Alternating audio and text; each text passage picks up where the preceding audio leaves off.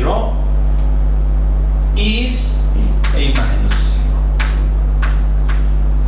0. Okay? So we have defined in each, so you understand, I did in detail the first step, which is simpler, because you can guess now how we go to the general step. So if we want to go to the general step, what will be new?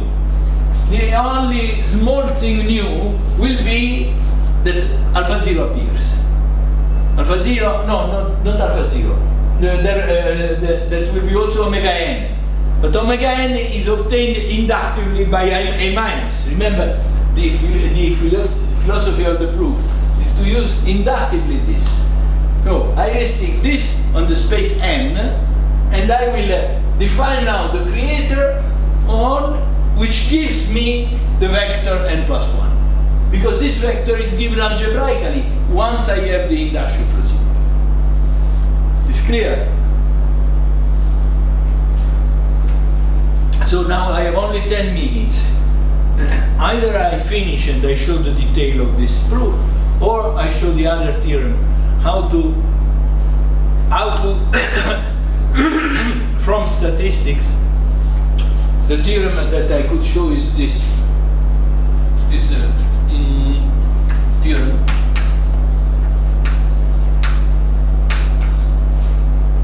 So let phi be a state on B. Well, before the theorem I should give a definition. So the definition is this. I give phi a state on B, a state on the polynomial algebra. And it's called symmetric.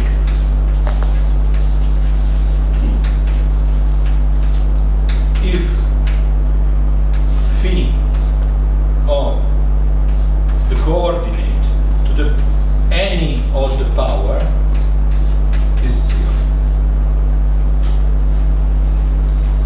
So typically the Gaussian, because whenever you have a symmetric measure with respect to the origin, the odd moments will be 0. Okay. Now, of course, if a random variable has this as a distribution, we say that the random variable is symmetric. In fact, you should be a little bit more precise. You should call it polynomially symmetric, because there are counterexamples. In one of the papers with Hu and Stan, we reported one, did not invent, this is due to Stiligès. But we reported one example of this polynomially symmetric measure which is not symmetric. So this is what in probability theory would be better called polynomially symmetric. You mean then the measure is not symmetric if but you have a larger class of functions with respect to which it is not symmetric? Exactly. But the symmetry is intrinsically defined in terms of measures we are on measures on R. So this, for measures on R, again, like is morally, I mean, hopefully, but in fact we know it's not true. But we would intuitively think that it is equivalent to say that the measure of minus A is equal to the measure of A. For any subset of R, for any subset A, for any subset in R. Okay, so it is clear that this implies this, but it is false that this implies this. Okay. So the theorem is, see, phi is a state. For a state phi,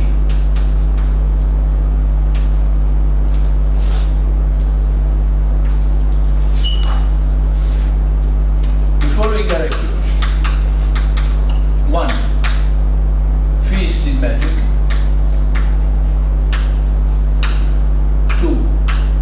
In the quantum decomposition of the coordinate, A0 is equal, A0 of the coordinate x is equal to 0. This is very interesting because using this we will go to the complexification problem, And the complexification problem will give you another theorem that is the following theorem. Take a classical random variable, real variable.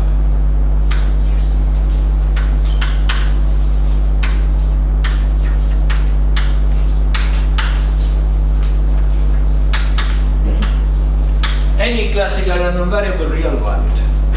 Now,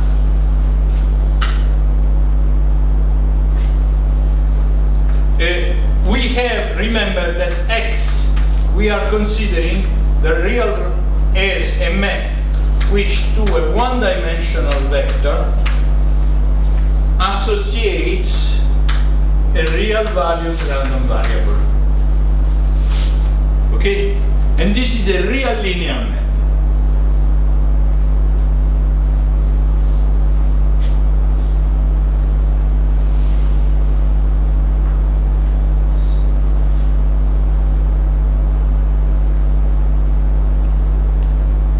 Then,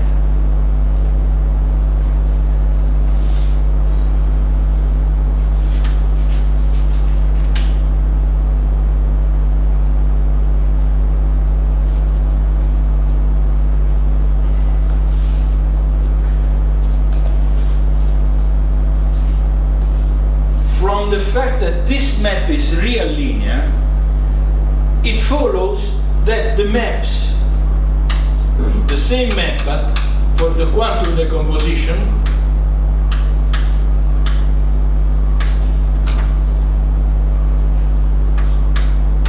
are real linear. Let me write V.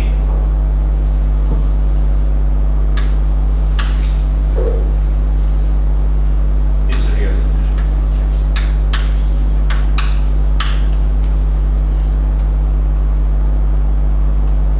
I recall you the definition. I don't remember because somebody may have forgotten that X is by definition XE1 and X V times E1, V1 times E1 is equal V1 X E1. So when you make the quantum decomposition of X, and you introduce the notation, you will have that also A0 depend on the vector.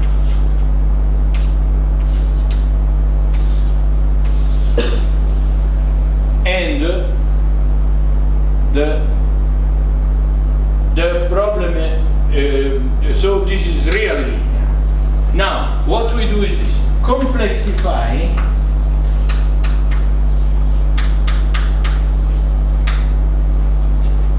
Of course, if you have the vector space V, then its complexified is defined by V direct sum in vector space sense of IV. So, in our case, this will be isomorphic to C with the same basis E1. Because we can take the same basis of the real space and it will give the complex space.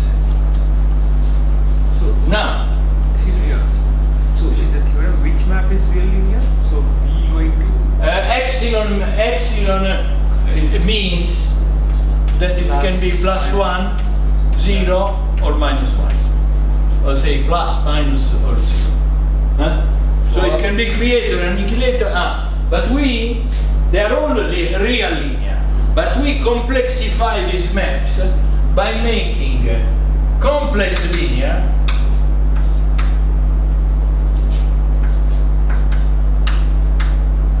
only the two maps A daga and AC. I don't, there is a reason, but we cannot complexify directly this. This you can do, maybe is a simple exercise. You can do, try to complexify, instead of complexifying A daga and A0, you try to complexify directly X2. It's an exercise. And then you will discover that if you do the obvious complexification like we are doing here, that these maps are complex linear,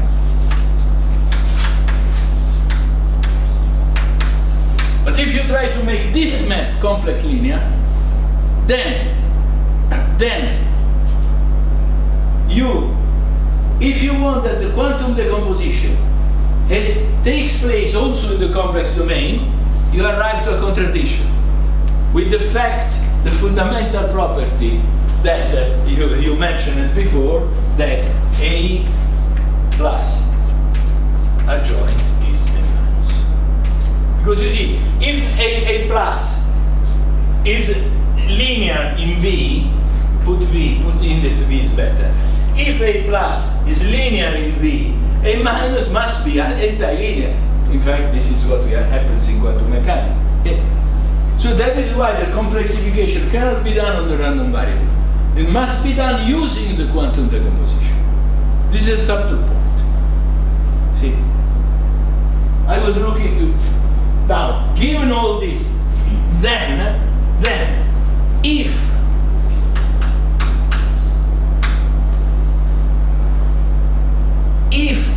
X is vacuum symmetric, that is the distribution with respect to the vacuum of X is symmetric, is phi 0 symmetric,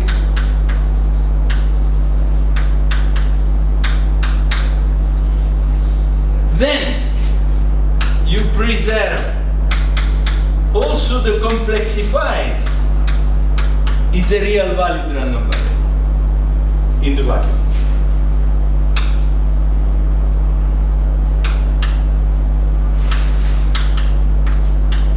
Not only for V in the real space, but also for V in the complex space, you get a self-adjoint operator. But when you have a self-adjoint operator, in quantum mechanics, you know, they correspond to observable. Okay? Now, what is this operator? Phi is symmetric. We say X is symmetric. It means the quantum decomposition of X,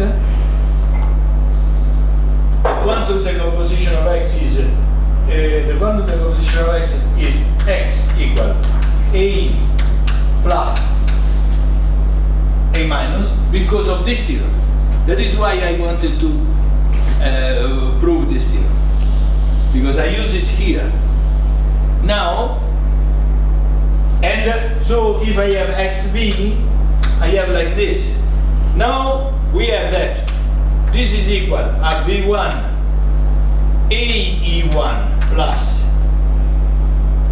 V2 A daga, and here I should put imaginary unit times E1, but A daga is linear, so I bring it out, and I have IE1, and then E minus plus V1 real linear E minus E1, and again I have now V2 times IE2, but now A minus is anti-linear, so here I have minus I V2 A minus E1. Now if I put together this, I have that, I find that I have V1 that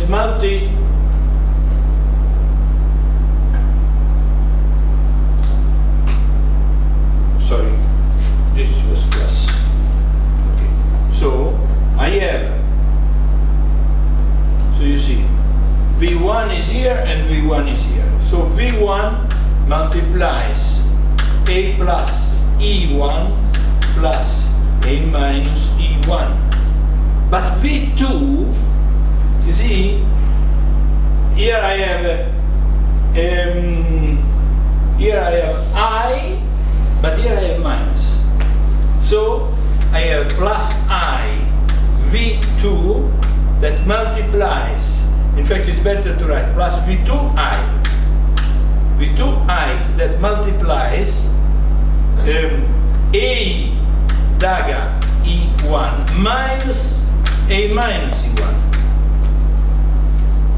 You see? But this is nothing but V1, our variable x. Remember, x is xe1. What is this? Well, this new object we will call P of x. So, in quantum mechanics, P is a very, very important operator called momentum. In usual quantum mechanics, you have the Heisenberg commutation relation between x and P, and the theorem, the thesis of this theorem is that we have a simple calculation that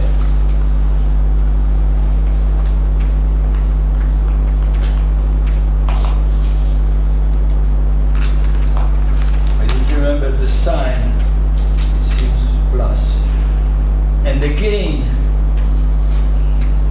this d omega lambda appears. So this generalization of quantum mechanics comes to position and momentum. Pay attention, this is a very subtle point. You see, we have called, this is the canonical decomposition of x. And we have said that this is a random variable because it's self-adjoint. You see, I have a daga minus a minus is a skew adjoint. So if I multiply by I get a self-adjoint. Okay? And we have used the fact that every self-adjoint operator is a real spectrum. So when we consider it as a random variable for what? For the vacuum distribution. So we have the moments given this operator, P of x, which is self-adjoint. P of x is self-adjoint. The sequence of moments V0, P of x power n, V0, satisfies all the conditions of the moment sequence in probability theory. And so it defines a unique probability measure. And so up to stochastic equivalence, up to moment equivalence, a unique random variable. So we have another real valued random variable. Okay? And the point is that the subtle point is this. Also this real valued random variable is a kind of quantum decomposition, but this is not the canonical one. This is a random variable, it has all moments. So we can apply all the machinery that we applied in the beginning and form the canonical decomposition of this random variable. But we will not find this. You see, so there is a difference between quantum decomposition of a random variable, because this is also a quantum decomposition, because I am expressing P of x as the sum of two non-commuting operators. So it's a quantum decomposition, but it's not the canonical. Canonical means the Jacobi.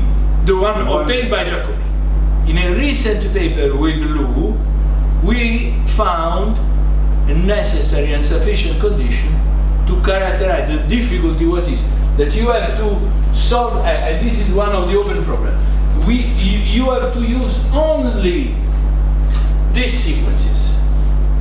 You have to formulate the conditions of the theorem only in terms of this. Otherwise, by abstract language, you can do easily. But you want to do something constructive, given the sequences. Can I do by inspection? Well, we solved the problem, but we solved the problem only in the case alpha n is 0. So in the case of symmetric random variable. So this is, if you want to have a problem, I think this problem is attackable, especially if you are good. This requires some combinatorics. But if you are good in combinatorics, it's a problem that you can solve. And this is another of the open problems that I wanted to state. That is, characterize the canonical quantum decomposition, not only for symmetric measures, but also for non-symmetric ones.